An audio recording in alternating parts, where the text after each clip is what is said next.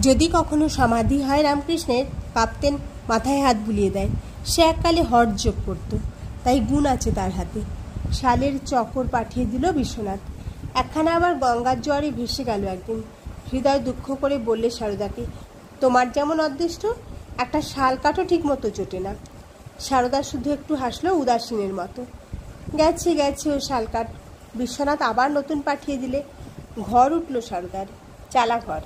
শালকাঠ নিয়ে বিশ্বনাথেরও বিপদ কম নয়। গঙ্গার জোয়ারে অনেকগুলো কাঠ তার ভেসে গেছে। রাজ সরকারের দারুণ ক্ষতি। এখন কি কৈফিয়ত দেওয়া যাবে এর জন্যে, কে বলবে? কাঠের হিসাব পাঠালে না এবার বিশ্বনাথ। ঠিক করলে পরের বছরের লাভে এ লোকসানের পূরণ করবে। কিন্তু হঠাৎ কাঠমুন্ডু থেকে তার তলব এলো। বিকৃত কি রিপোর্ট গেছে রাজধানীতে। বিশ্বনাথের চাকরি নিয়ে টানাটানি। সংসারী লোক, ভীষণ ভয় পেয়ে গেল। নেপালে যাবার আগে এলো সে দক্ষিণেশ্বরে, সেই সরল সত্য স্মরণের কাছে। বললে, এখন উপায় বলুন। উপায় খুব সোজা, বললে রামকৃষ্ণ। এর চেয়ে সোজা আর হতে পারে না। কি? সত্য কথা বলবে। কাঠ তো আর তুমি নাওনি, গঙ্গায় নিয়েছে। তাই বলবে গিয়ে দরবারে। তোমার কিচ্ছু হবে না।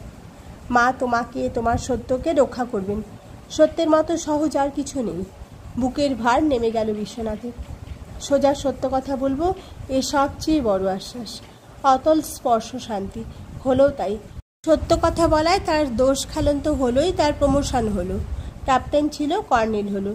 ফিরে এলো কলকাতায় নেপালের রাষ্ট্রদূত হয়ে। বাঙালিদের নিন্দা করে বিশ্বনাথ, নিন্দা করে ইংরাজি পড়ুয়াদের। ঠাকুরের পায়ের কাছে বসে বলে, এমন মানিককে ওরা চিনল না। সংসারে থাকতে গেলে সত্য কথার খুব আঁট চাই।